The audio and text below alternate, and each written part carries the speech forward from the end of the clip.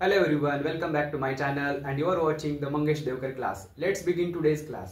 आजच्या क्लासमध्ये आपण 12th Maths 2 Maharashtra board derivatives of inverse फंक्शनचा एक थिअरम आहे. Theorem number 1.2.3.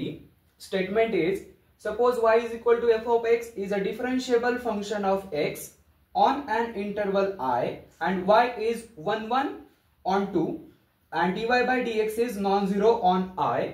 Also, if f inverse y is differentiable function on f of I, then dx upon dy equal to 1 upon dy by dx, where dy by dx is non-zero. Okay. आता inverse exist होण्यासाठी फंक्शनचा function हे 1 1 on 2 लागतं, त्यामुळे या conditions दिलेल्या आहेत इथे 1 1 on 2 dy by dx is non-zero हे आपल्याला यूज करायचं आहे. ओके, आता डिफरन्शिएशनचे थेरम कसे प्रूव्ह करायचे असतात, जे प्रूव्ह करायचंय त्याच्याकडे लक्ष द्यायचं, ते डेल्टा मध्ये लिहायचं. जे काही डी मध्ये आहे ते डेल्टा मध्ये लिहायचं. त्याच्या आधी काही गिवन पार्ट्स लिहूया. गिवन काय आहे, F of Y is equal to F of X आणि X equal to F inverse Y. They are differentiable functions. आता इथे एफ इनवर्स एक्झिस्ट आहे, त्याच्यामुळे इथे एफ इनवर्स अप्लाय केला. इथे एफ इनवर्स ऑफ वाय येतं आणि F inverse of F cancel होऊन डायरेक्ट एक्स. सो ते सिम्प्लिफाय करून लिहिलेलं आहे. ओके, फर्स्ट स्टेप काय असते की एक स्मॉल इन्क्रीमेंट आपण करत असतो इनपुट मध्ये आणि मग रिस्पेक्टिव्ह इन्क्रीमेंट्स त्याच्या आउटपुट मध्ये होत असतात. सो इथे small increment independent variable is x. So आपण काय लिहितो, let delta x be the small increment in x, small increment in x, and this delta x is non-zero small increment. So respective increment कशामध्ये होते तर output मध्ये y. So let delta y be the small increment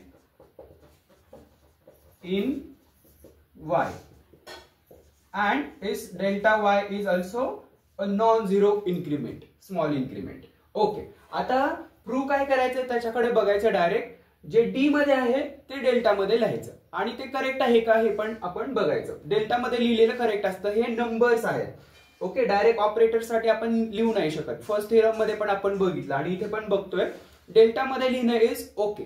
so delta मध्ये लिहूया, delta x upon delta y is equal to 1 upon delta y upon delta x. So हे लिहिणं correct आहे. तुम्ही जरी याची साइड चेंज केली, हे नंबर्स आहेत. सो हे बघा, delta x upon delta y आणि हे डिनॉमिनेटर मध्ये आहे, त्याची साइड चेंज केल्यानंतर न्यूमरेटर मध्ये येणार आहे. Delta y upon delta x equal to 1. हे ट्रू आहे का? डेल्टा x ला delta x cancel, they are non zero आणि नंबर्स आहेत, कॅन्सल करू शकतो. आणि डेल्टा वाय ला delta y cancel, so answer येईल 1. सो हे जे काही लिहिलंय आपण डी वरून डेल्टा मध्ये हे करेक्ट आहे. ओके, ते नंबर्स आहेत, नॉन झिरो नंबर्स आहेत, कॅन्सलेशन त्यांचं होऊ शकतं. सो प्रूफ कडे बघायचं आणि डेल्टा मध्ये लिहायचं, इट इज करेक्ट. ओके, मग नेक्स्ट स्टेप काय असते, इथे delta y upon delta x हे नॉन झिरो आहे, हे लिहिणं गरजेचं आहे मॅथ्स मध्ये. जेव्हा पण तुम्ही डिनॉमिनेटर लिहित असता त्यावेळेस तो नॉन झिरो असला पाहिजे आणि तो आहे का आहे तर आपली स्मॉल इन्क्रीमेंट ही नॉन झिरो इन्क्रीमेंट आहे. डेल्टा एक्स आणि डेल्टा वाय नॉन झिरो आहेत, त्याच्यामुळे हा ऑब्व्हियसली नॉन झिरो आहे आणि सगळ्या गोष्टी मॅच झाल्या. ओके, एव्हरीथिंग इज ओके नाव. आता याच्यानंतर काय करायचं असतं, लिमिट घ्यायचं असतं. हा चेंज तुम्ही इन्क्रीमेंट, स्मॉल इन्क्रीमेंट किती आहे, खूप छोटस इन्क्रीमेंट आहे, ते कशाने दाखवतो आपण, limit. Taking limit as delta x tends to 0. So next step, taking limit as delta x tends to 0.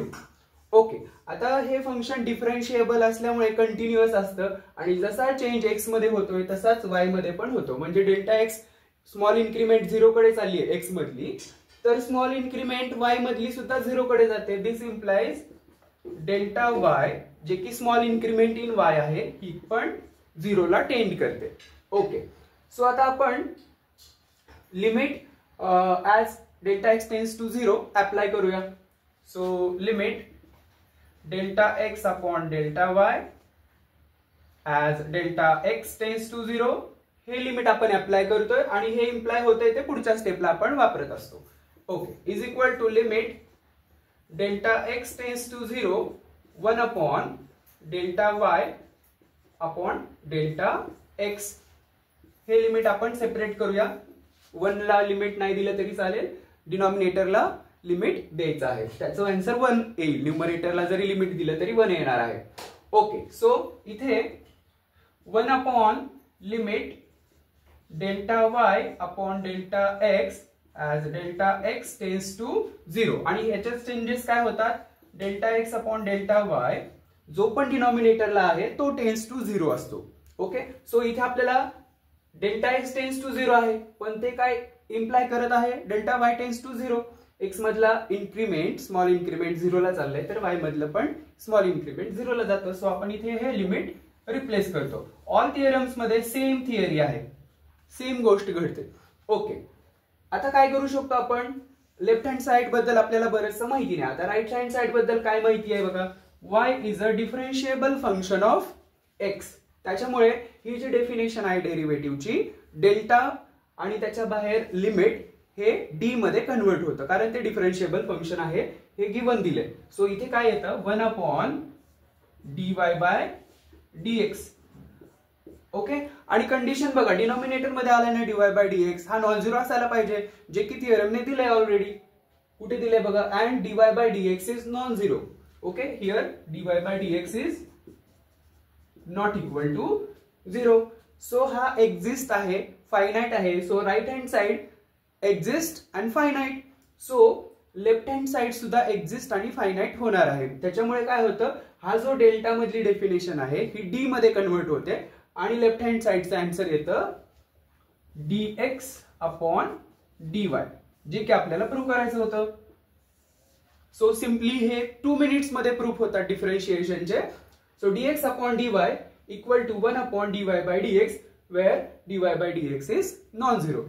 Just 2 steps आहेत, 2 to 3 स्टेप्स, की इंडिपेंडेंट व्हेरिएबल मध्ये स्मॉल इन्क्रीमेंट करा, मग आउटपुट मध्ये पण स्मॉल इन्क्रीमेंट होईल, पण ते स्मॉल इन्क्रीमेंट्स नॉन झिरो असतात.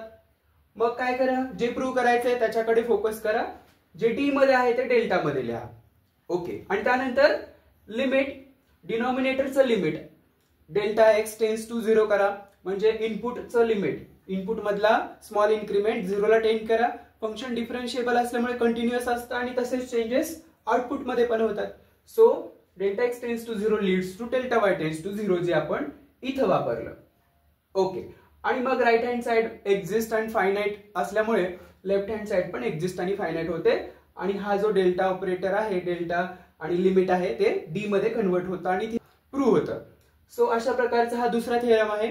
अजून डेरिव्हेटिव्ह ऑफ पॅरामेट्रिक फंक्शन्स आहे, हे पुढच्या लेक्चरमध्ये आपण बघूया. I hope you are getting the idea to prove differentiation theorems.